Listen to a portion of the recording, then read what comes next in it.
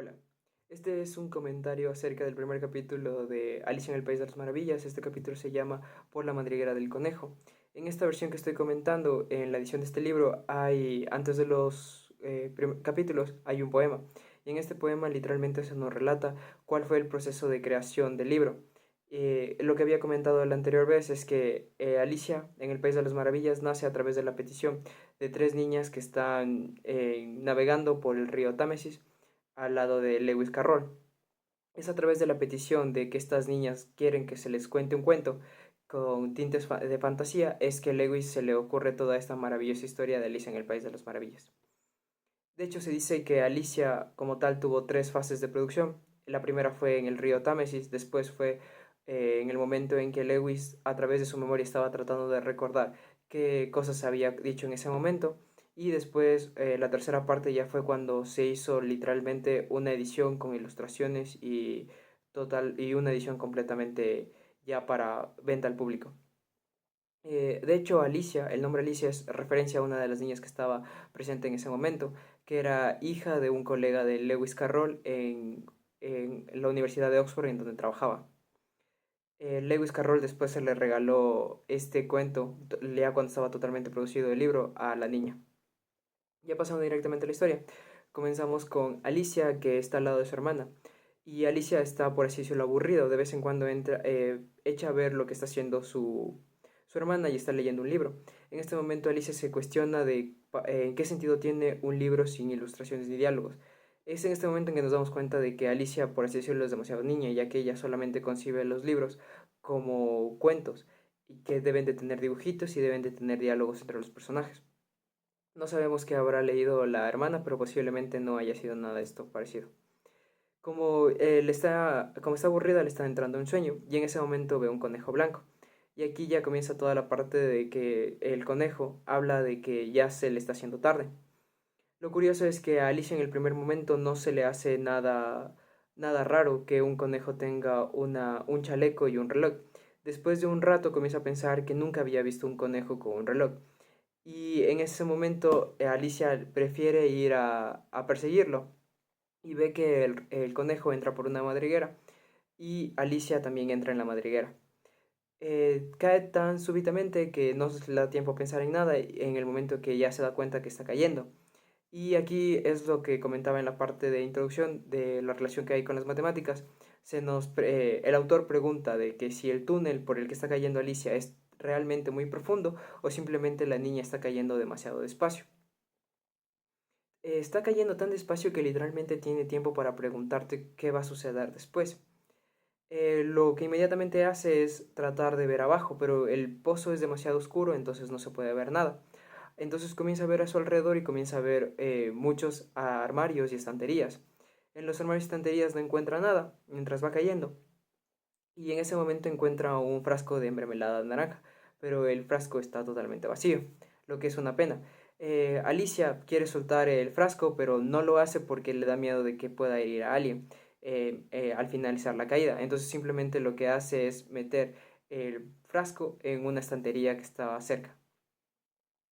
En este momento Alicia comienza a decir que al caer por este tipo de túnel ya no le tiene miedo a las caídas. Caer por las escaleras de su casa va a ser un chiste y en su casa van a pensar que ahora es muy valiente. Tan valiente que ya no le tiene miedo ni, literalmente a caer desde la azotea. En este punto volvemos a los pensamientos que tiene Alicia. De hecho, cae tanto que literalmente hay más partes de pensamientos que tiene en la caída que después cosas que pasan en este capítulo. Entonces en este momento Alicia comienza a pensar en que ha caído tanto que ya debe de estar muy profundo, casi en el centro de la Tierra, que está específicamente a 4.000 millas. Eh, como se ve, tiene Alicia bastantes nociones geográficas, cosa que ha aprendido en el colegio. Alicia lamenta que no haya personas a su alrededor para que puedan demostrar o que puedan ver que Alicia realmente sabe y que ha puesto empeño en el colegio.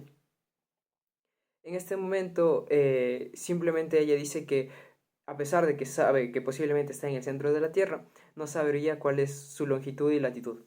Realmente Alicia reconoce que estas palabras no saben qué significa, pero creo que sabe es el momento adecuado para utilizarlas. Aquí también volvemos a ver otro pensamiento de Alicia, en donde ella simplemente se cuestiona de si la gente que está abajo, que al otro lado del planeta de la Tierra, caminan con la cabeza y los pies están en donde ella tendría la cabeza.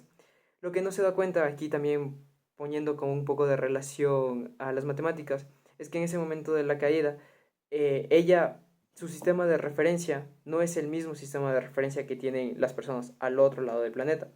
Es decir, que ella piensa literalmente que las personas deberían caminar con la cabeza, pero realmente lo que ocurriría es que en ese momento de la caída, si puede ocurrir algo que una persona pueda caer totalmente por un túnel atravesando todo el planeta, lo que ocurriría es que hubiera una transformada, literalmente esto se haría con álgebra lineal y un poco de matrices, habría una transformada de coordenadas en donde ahí sí tendría sentido que las personas caminen con sus pies y tengan la cabeza en donde ella también tiene la cabeza, alejada del suelo.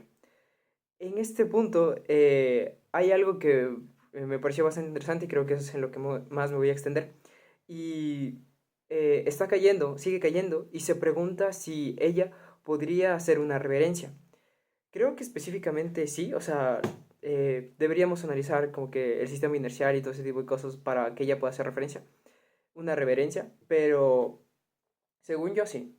Esto lo que me hizo acuerdo específicamente es al principio de equivalencia de Einstein.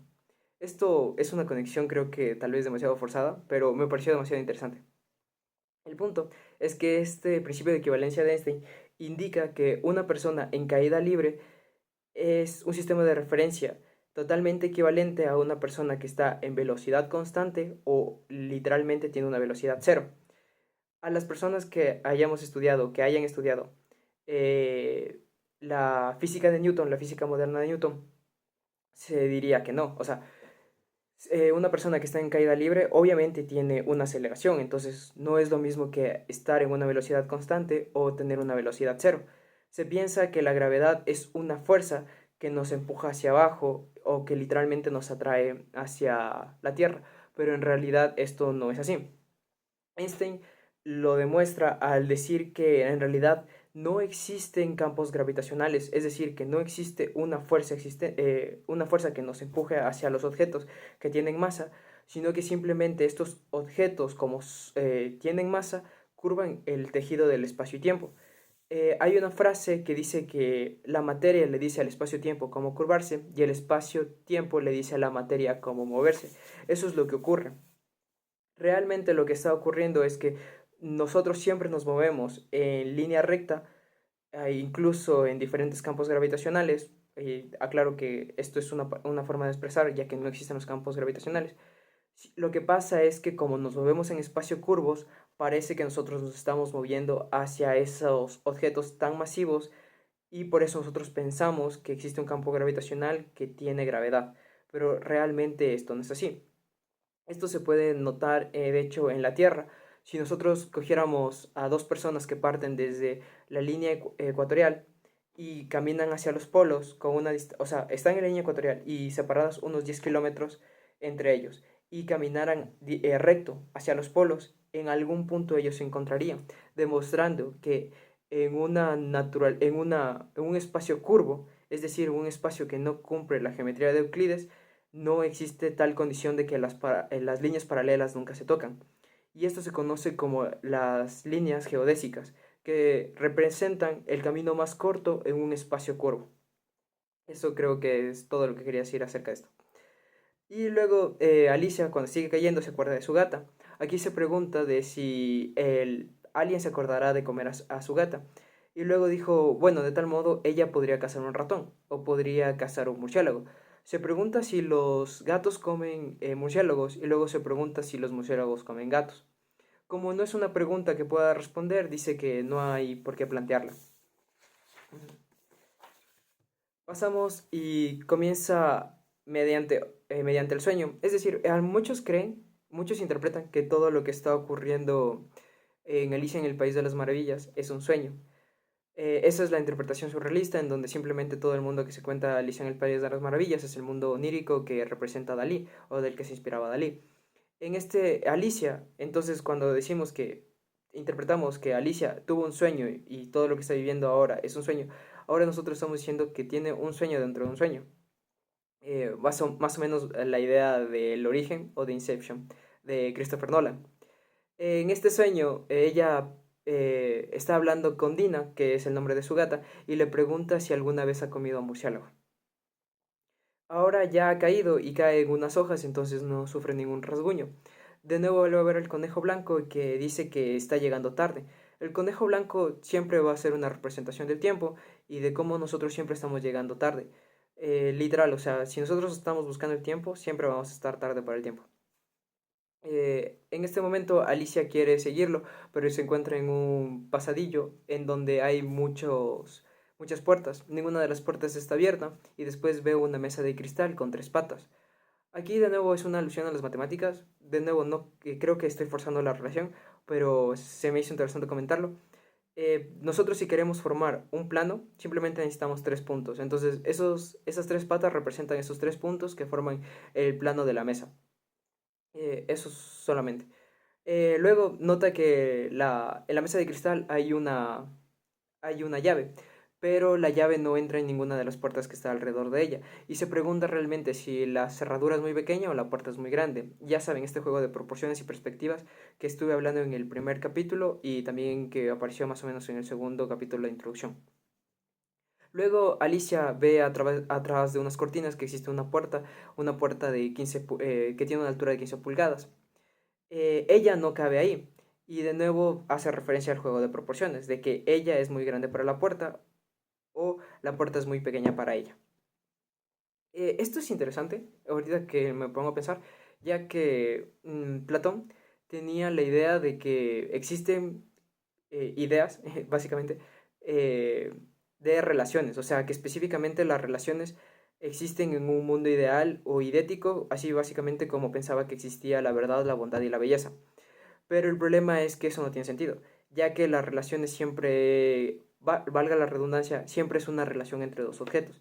No puede existir una relación ideal porque yo no solamente soy pequeño, yo soy pequeño o grande respecto siempre de algo. Entonces, no puede existir una cosa como una idea de lo pequeño, una idea de lo grande, ya que la idea de lo pequeño podría ser pequeño para sí misma y la idea de lo grande podría ser grande para sí mismo. Todo este tipo de juegos lógicos y cuestiones hacia las ideas metafísicas y el planteamiento de las ideas de Platón se ve en el diálogo de Parménides, por si les interesa, aunque es un diálogo demasiado fuerte, entonces como que a veces no vale la pena leerlo. Ya, entonces de nuevo hablando esto de las relaciones, a través de la puerta de 15 pulgadas, dice que no puede entrar, pero a través de ella ve un jardín. Tal vez es el jardín en donde ella estaba con su hermana y ahora está durmiendo. Dice que la puerta es demasiado pequeña, ni siquiera puede meter la cabeza, pero se pregunta a ella misma de si, aunque pudiera meter la cabeza, seguramente no entraría en sus hombros. Entonces se cuestiona de para qué tendría una cabeza sin hombros. Se pregunta si ella se podría encoger o desplegarse o plegarse, de hecho, como un telescopio para hacerse más pequeña y poder entrar en la puerta. Simplemente ella dice que si supiera cómo hacerlo, simplemente lo haría. En este punto, eso es una imposibilidad física, por así decirlo, pero a ella le ha pasado tantas cosas imposibles que ya nada le parece imposible, literalmente. Le han pasado tantas cosas maravillosas que ahora cree que todo se puede hacer. En ese momento voltea a ver a la mesa de cristal que antes estaba la llave y ve que hay una botella que antes no estaba. Y en esa botella dice, bébeme. En este momento ella no simplemente sigue esa orden de bébeme y se toma eso con prudencia. Esto para mí creo que es un reflejo de que literalmente estamos leyendo un cuento para niños y aquí en este cuento hay un tipo de enseñanzas. A pesar de que Lewis Carroll dice que específicamente él trató de nunca poner una moraleja, pero tal vez hay un tipo de enseñanza, o siempre se puede sacar un tipo de enseñanza a través de cualquier lectura. Yo estoy haciendo esto. Entonces, el- en ese momento hay una serie de ejemplos de que un hierro muy caliente puede quemar, un cuchillo puede cortar. Entonces, todo este tipo de cosas son cosas a las que un niño debería tener cuidado en su día a día, en su manera cotidiana, para no sufrir ningún daño. Y como comienza a revisar esa botella que dice bébeme y ve que en ninguna de las partes dice que es un veneno, entonces dice que podría tomárselo, ya que ya ha sido precavida y ha sido prudente y ha visto que no es algo que le podría hacer daño. Entonces, al momento de beberla, saborea que literalmente la botella, el contenido que tenía esa botella, sabe a una torta de cereza, a nata, a piña, a pavo, a caramelo y a tostadas de mantequillas. Me parece muy curioso este listado, ya que literalmente son cosas, o sea, hay una relación entre ellas porque todas son comidas, pero literal, o sea, son cosas que creo que a él se le vino a la mente en ese momento y me parece muy interesante que esta lista, ya que esta lista refleja literalmente todas las cosas sin sentido que le están pasando a Alicia y que le van a pasar a Alicia. Ya que literal, o sea, es un conjunto de cosas que se ha puesto en un cierto lugar o un cierto cuento y a pesar de que existe la relación entre ellas porque es un mismo cuento, son cosas que están totalmente deshiladas una de las otras. Y tratando de que haya un poco de conexión ya sea de manera narrativa. Pero bueno, en ese momento, después de beber la botella, Alicia se hace pequeña, se hace tan pequeña que ha alcanzado una altura de 10 pulgadas. En ese momento se da cuenta de que ha olvidado coger la llave. Y antes de eso, algo que se me ha olvidado, es que ella se comienza a cuestionar si está haciéndose tan pequeña como para poder desaparecer. Y se cuestiona de que si de la misma manera en que cuando nosotros estamos teniendo una vela, la vela se quema y se consume hasta tal punto de desaparecer. En ese sentido siente que ella se está encogiendo. Y luego se pregunta de si ella alguna vez puede ver o ha podido ver una llama después de que una vela se apagara. Esto de nuevo trae un juego lógico, ya que la llama es la consecuencia de que se cumpla la condición de que la vela está encendida. Es decir, que una vela, una llama sin una vela encendida es una imposibilidad lógica. Entonces, de nuevo, estamos con los juegos de lógica y un tipo de lógica específicamente. Ella, en ese momento, como comenté, se ha olvidado de tomar la llave y ahora está fuera de su alcance. Trata de trepar a través de una de las tres patas, pero no puede y en ese momento se pone a llorar.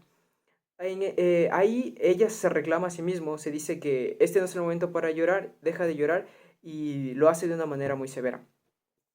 Normalmente se dice que ella se da buenos consejos a sí mismos, pero no los suele seguir.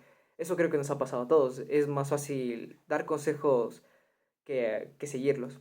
Pero bueno, siguiendo con esto, se nos cuenta de que ella es tan severa consigo mismo que a veces ha llegado a regañarse a sí misma por hacerse trampa a sí misma en un juego de croquet y que normalmente le gusta fingir a ser dos personas.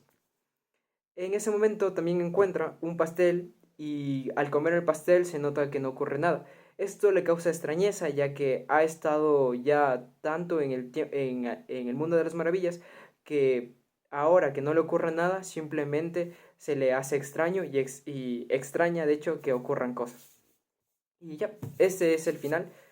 Bueno, en la parte final literalmente se acaba de comer el pastel y luego sigue el segundo capítulo y ya veremos cómo avanza la historia.